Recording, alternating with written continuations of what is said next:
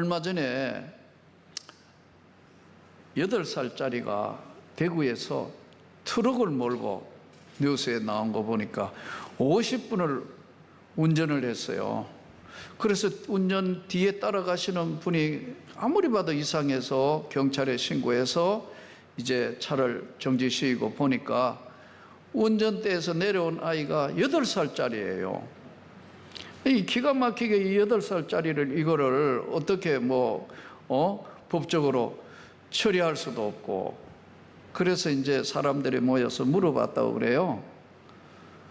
왜 너는 8살밖에 안 됐는데 트럭을 몰고 그 멀리까지 갔냐? 하도 운전하고 싶어가지고. 답변은 아주 간단해요.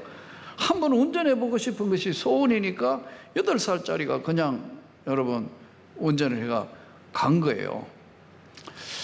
이렇게 사실은 이 불확실한 시대를 살아가면서 중요한 게 뭐냐면요, 경험이에요. 인간은 경험만큼 중요한 게 없다고요. 한번 겪어보면 비싼 수업료 내고 배우는 거예요. 그러면 그때부터 삶의 방향이 확실해지게 되고 무엇인가를 인식하게 되는 거예요. 그래서 사람들이 얘가 어떻게 운전을 했을까 상상을 하고 이렇게 해보니까, 아마 직접 운전을 한 번도 안 해봤지만 요즘 애들이 게임 놀이를 많이 하잖아요. 아마 게임 놀이 하면서 운전을 익혔을 것이다. 게임으로, 우리로 이야기하면 시뮬레이션 해서 이거를 해가지고 직접 타고 몰았다고요. 근데 이것은 아무나 하는 건 아니잖아요. 내가 우리 여전도사님들 보고도 운전을 전부 하셔 이렇게 했더니, 예, 해가 면허증은 다 있는데 운전 옆에 교관을 태워가 가면은 잘 가는데 없이 하라 하면 벌벌벌벌벌벌 안 되는 거예요. 지금 땡돼 버렸어요. 쉽지 않아요. 그러나 아마 한번 8살짜리처럼 한번 박든지 어쩐든지 한번 나갔다가 한 서너 번만 하면 하게 된다고. 맞죠? 경험이라는 것은 우리 인간 세상에 있어서는 굉장히 중요한 거예요. 오늘 이 시편 119편에 가장 중요한 한 귀절이 71절, 고난당한 것이 내게 유익이라. 내가 이로 인하여 주의 율례들을 배우게 되었다는 거예요. 주님의 내가 당한 고난을 통하여 주님이 뭘 원하시는가 율례들을 배우게 되었나이다. 이 배움은 그냥 되는 것 같지만 경험적인 것은 반드시 본인이 한번 고난을 겪어보고 어려운 상황을 견디면서 얻어지는 거거든요, 이게요. 오늘 이 본문에는 두 가지가 계속 반복되는 말씀이 나오는데, 나를 가르치소서, 내게 가르쳐 주옵소서. 나를 제발 좀 가르쳐 주십시오. 딴 사람 말고 내게 가르쳐 주십시오. 또 하나는 내가 가르침을 받았으면 전심으로 지키리다. 그냥 지키는 게 아니고 전 마음을 다하여 지키는 걸 전심으로 지키리다. 내가 주님의 말씀을 지키겠습니다. 가르치소서, 내게 가르치소서, 전심으로 지키리이다. 내가 주의 말씀을 지키리다. 그러면서 이 본문이 고난당한 게 유익이라 주의 율례들을 배우게 되었다는 거죠. 불확실한 시대를 살아가면요, 안 믿으면 안 지키는 겁니다. 비슷한 것 같은데 아닌 거예요. 한마디로 이야기하면 본인이 확실하게 안 믿으면 안 지키는 거예요. 왜냐하면 사람들이 볼 때는 지키지만 사람들이 안 볼 때는 안 지킨다고요. 왜냐하면 확신이 없기 때문에, 안 믿기 때문에, 안 그럴 것으로 믿고 자기가 하는 기준대로 가게 되어 있습니다. 불확실한 시대의 특징이 뭐냐면요, 자기를 잃어버린 시대예요. 오늘 이 시대가 바로 불확실한 시대는 나를 잃어버렸다고. 자기 자신을 잃어버렸어요. 자기 자신이 누군가를 모르고 산단 말이에요.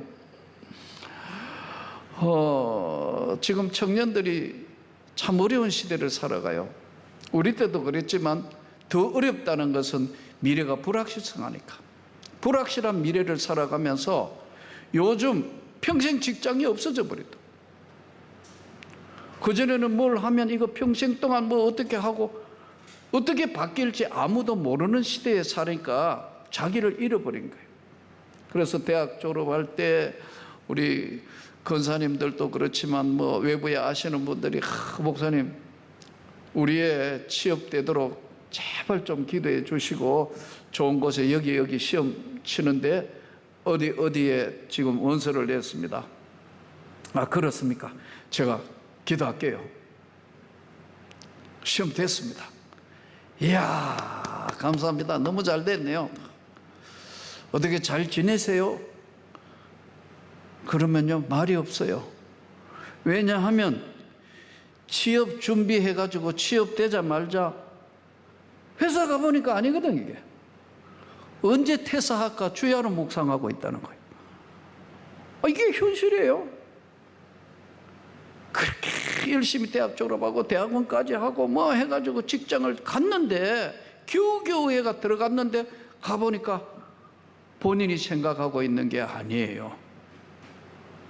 오늘 이 시대가 바로 불확실한 시대에 산다는 거예요. 자기 자신을 잃어버린 거예요. 그렇다고 보니까 회사를 그만둘 수도 없고 왜? 엄마 아빠를 생각하니까 이게 현실적으로 이렇게 고생해가 취직했는데 그만둘 수도 없고 계속 다닐라 하니까 너무너무 스트레스가 쌓여가지고 고통받고 힘들고 그냥 하루하루 매일 지금 언제 퇴사할 것이냐 하는 그냥 사태서를 가지고 늘 다니는 거예요. 그걸 바라보는 부모의 심정이 어떻겠어요? 이것은 오늘 이 시대의 특징이라는 걸 이해 못하면 그렇게 돼요. 세상에 다 좋은 것은 한 군데도 없다. 아멘. 세상에 다 맞는 것은 한 군데도 없어요. 그럼에도 불구하고 자기 자신을 찾지 못하면 어디를 가든지 무엇을 하든지 만족함이 없는 거예요. 이것이 첫 번째 불확실한 시대에 오늘 성경이 말씀하는 대로 나를 가르쳐 주십시오. 나를 가르쳐 주세요. 그러면 내가 진심으로 나는 내 삶을 지키겠습니다. 나를 잃어버린 시대. 그래서 견디다 못해가지고 좋은 최고대학 나오고 뭐 직장에 갔다가 대기업에 갔다가도 사표 던져버리고 방황하면서 세계 여행 갔다고 그러더라고요. 매일 여행 다니면 얼마나 좋겠어요. 그런 데 있으면 나도 가겠는데. 여러분 세계 여행 맨날 돌아다니면 결혼은 언제 하고 애는 언제 키우며 뭘 살며 항상 여행할 수 있나 이거예요. 끌려가는 삶인데요. 자신을 찾아야 되는 거예요. 동시에 이 불확실한 시대에 나타나는 것이 문제가 뭐냐면요. 본질의 혼동 시대예요. 무엇이 본질인지를 모른다니까요. 목적이 없는 삶이다가 보니까 본질을 혼동하는 거예요. 본질을 혼동하니까 우리 신앙인들의 세계에도 혼동이 오는 거예요. 종교다원주의. 종교는 무엇이든지 믿으면 좋은 데 가고 천국 가고 다 좋은 데 간다. 무슨 종교든 믿으면 똑같아. 이렇게 혼동을 시킨다니까요. 종교다원주의, 포스트 모더니즘, 우리가 요즘 자주 외치는. 또요, 기독교 이단 및 사이비들 얼마나 많아요. 잘못하면 끌려가가 엄청난 영적으로도 사망하고 엄청난 고난을 받는데도 그것이 맞는 것인 줄 본질을 호도해 놨다고요. 위험한 게 많습니다. 장애물이 많아요. 무너지는 사람 많습니다. 영육간에 망하는 사람 많다고요. 또한 아주 매력 있게 보이는 템플 스테이 가서 보면은요 명상하고 숲속에 스트레스 받은 도시인들이 거기 가가 쫙 있고 뭐 이렇게 생활하다가 보니까 아주 깊은 그런 데에 명상이다 아니면은 템플 스테이 한다 해가 거기에 매료된 사람들도 꽤 많아요. 오늘 이 시대는 자기를 잃어버린 시대고 본질을 잃어버린 시대예요. 이 시대에 어떻게 이 시대를 극복하고 살아가는 이 시대를 하나님 앞에 은혜로 어떻게 이 시대를 이겨나갈 수 있느냐? 답은 딱 하나예요. 구약 시대에 이 모델이 하나 나옵니다. 누구예요? 엘리야예요. 엘리야 시대 때, 아합 시대 때 이 혼합 종교 시대, 바알과 아세라를 같이 섬기면서 그 시대를 살아온 거예요. 하나님의 종인 엘리야가 볼 때는 도저히 용납이 안 되는데, 예? 당신이 정말로 이렇게 하면은 3년 6개월 동안 왕이요 비 한 방울 안 내릴 거라고 하니까요. 진짜 그렇게 되니까 체포조가 엘리야를 체포하러 오고 엘리야가 도망가는 이야기잖아요.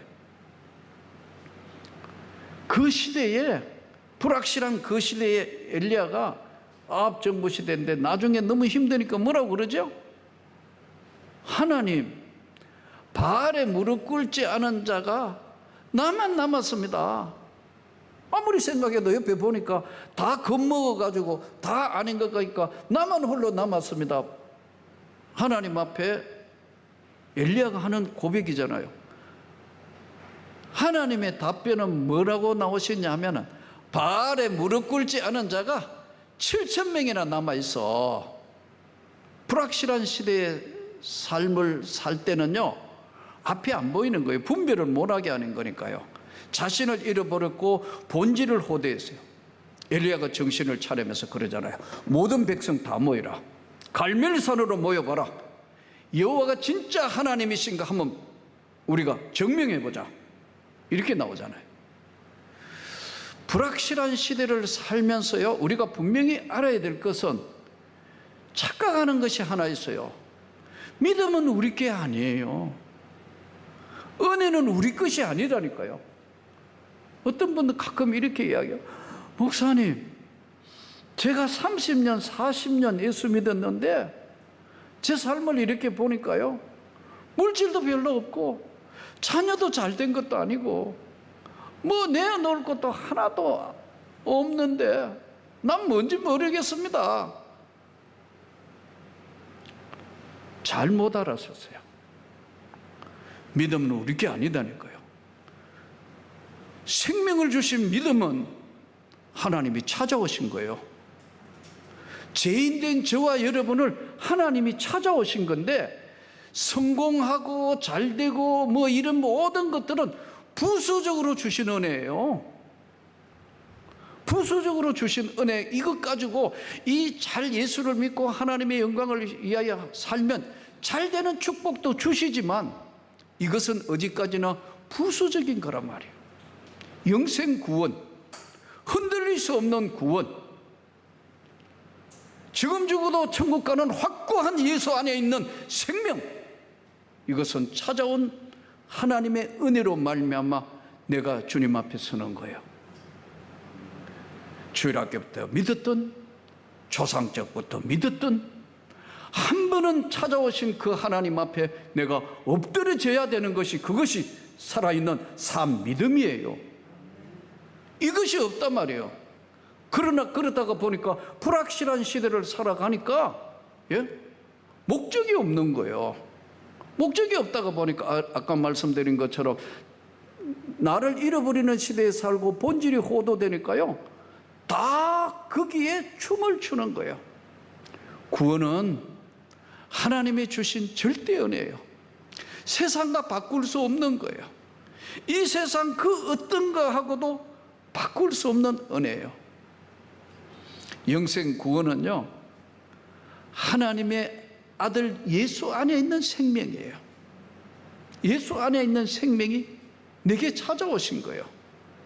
나를 믿게 하신 거예요. 내가 그 은혜 앞에 엎드릴 수 있는 거예요.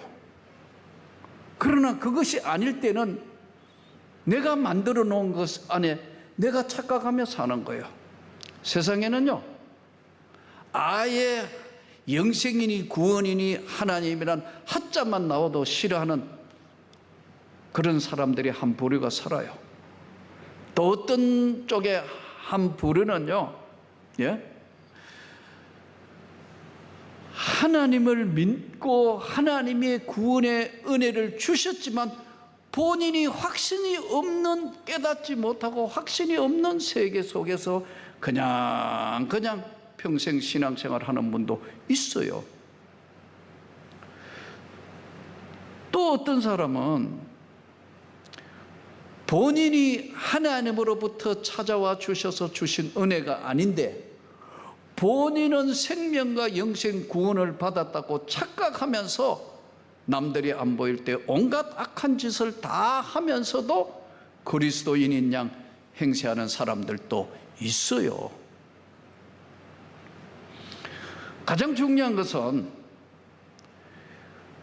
찾아오신 그 하나님을 찬양하며 그 하나님 앞에 인생을 맡기고 그 하나님 앞에 모든 걸 다 던져서 어렵고 불확실한 시대라도 흔들리지 않고 끝까지 살 수 있는 것은요, 생명과 구원에 확신이 있는 사람은 비록 땅에 고난이 있고 어려움이 있고 흔들림이 있다 하더라도 목적이 분명하기 때문에 하나님이 동행하신다는 거예요.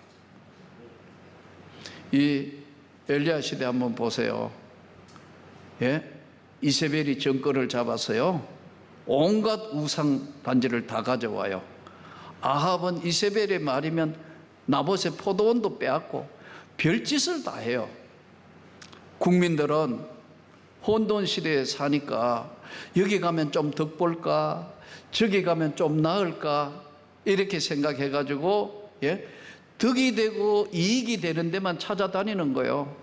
바알도 섬기고 아세라도 섬기고 그리고 하나님 앞에 번제와 소제와 속제와 속건제 화목제 다 해요. 이런 상황이 되니까 언제까지 머뭇하겠느냐. 여호와가 하나님인 것을 알게 하겠다. 마치 불확실한 시대, 오늘 시대를 살아가면서 조금 전에 말씀드린 것처럼 은혜의 경험이란 대단히 중요합니다. 이 은혜의 경험이 없다가 보니까 8살짜리가 일단 한번 차를 몰고 나가봤다 이거예요. 찾아오신 주님을 만난 우리는 하나님의 말씀에 반드시 한 번은 붙들려야 한다. 아멘. 저는 요한복음 1장을 읽을 때마다 어떨 때는 전율을 느낄 때가 있어요. 요한복음 1장 1절, 이 요한복음 1장 1절에는 태초에 말씀이 계시니라, 이 말씀이 하나님과 함께 계셨으니 이 말씀은 하나님이시다. 이 말씀이, 성경이 하나님이시다. 하나님과 함께 계셨으니까. 그러니까 공허하고 고달프고 힘들고 어려운 세상에 하나님이 찾아와 주셔서 나로 하여금 예수를 믿게 한다. 나로 하여금 주님을 신앙 고백하는 거예요. 여러분, 오래 믿었다고 진짜 예수의 만남이 이루어지는 건 아닙니다. 바로 이 말씀이 흔들리지 않게 내 영혼에 확고하게 자리 잡을 때는 내 삶은 달라질 수밖에 없고 달라지게 되는 거예요. 다른 삶을 살게 된다. 내가 배웠습니다. 내게 가르치십시오. 나를 가르쳐 주십시오. 내가 전심으로 지키겠습니다. 전 마음, 이랬다가 저랬다가 하지 않습니다. 나는 전심으로 말씀을 지키겠습니다. 고난 당한 것이 나에게는 유익이라. 내가 이로 인하여 주의 율례들을 배우게 되었습니다. 말씀의 경험이라는 것은 이제 두 가지로 오는데요. 말씀의 경험은 저는 여러분들이 정말 믿음에 연약해지지 않으려면요, 성경을 읽어야 돼요. 나 다 봤다. 몇 번 썼다. 아, 목사님 맞아요. 저도 성경을 수없이 봤어요. 수없이 읽었어요. 지금도 읽고 있어요. 그런데 이 읽어놓은 성경이 약이 되고 내 신앙에 큰 영광이 되지만, 여러분, 심령이 가난한 자가 되어서 그 성경을 다시 읽어봐요.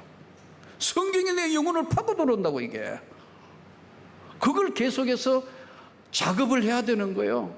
안 그러면 항상 과거의 신앙에 머물러서 만족하게 되고, 부스러기 얻어지는 그것이 없어지면 내 인생은 끝난 것으로 생각하고 나는 무너진 것으로 생각하고 그렇게 돼요.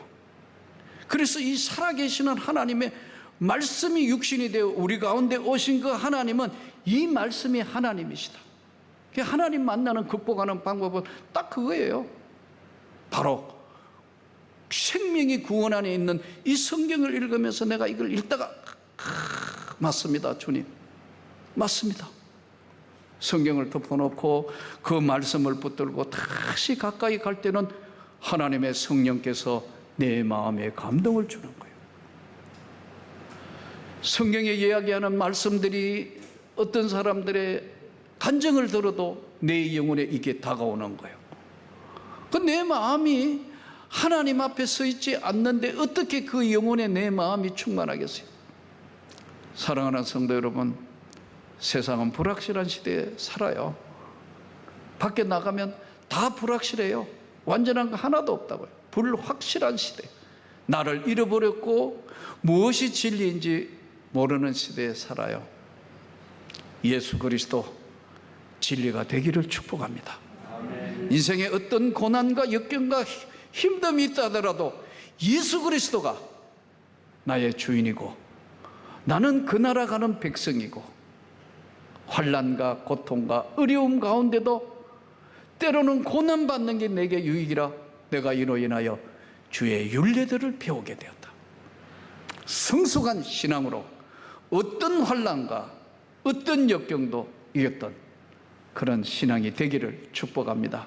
아멘. 초대교회 선배들 목회했던 이야기 이렇게 들어보면, 예?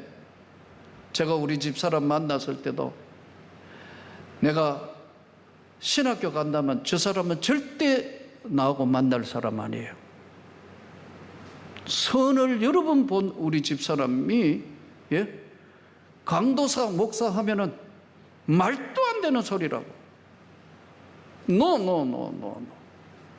왜냐하면 5대를 믿는 집안에서 보니까 절대 회피해야 될 신랑 1번 목사.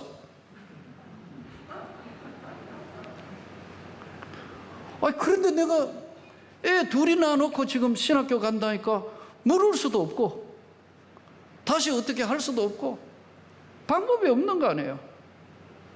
우리 집 사람 제 손을 붙들고 그러더라고요. 안 돼 여보, 안 돼. 가지 마. 당신 안 가도 목사할 사람 꽉 많아. 맞다니까요. 절대 진리를 발견한 나는 안 가면 죽을 것 같아. 안 가면 죽을 것 같아서 내가 아내에게 딱 한 말이 그거예요. 여보, 가야 돼. 안 가면 나 죽을 것 같아. 가야 돼. 끝까지 반대하면 자식이고 아내고 다 버리고 간다. 그러면 안 되잖아요. 목사는 그러면 목사 안 써도 안 되고, 안 되는데 그만큼 절박했다. 왜요? 불확실한 시대에 확실한 예수를 만났다. 오늘 저는 여러분에게 확실하게 말씀드릴 수 있습니다. 영생구원의 예수께서 천군 천사를 대동하여 마지막 날 우리를 승리의 면류관을 주시며 우리를 세워주실 것을 믿습니다. 그날이 올 때까지 확고한 믿음의 신앙으로, 확고한 은혜의 신앙으로 찾아오신 주님과 함께 동행하는 멋진 삶을 살기를 주 예수 이름으로 축복합니다.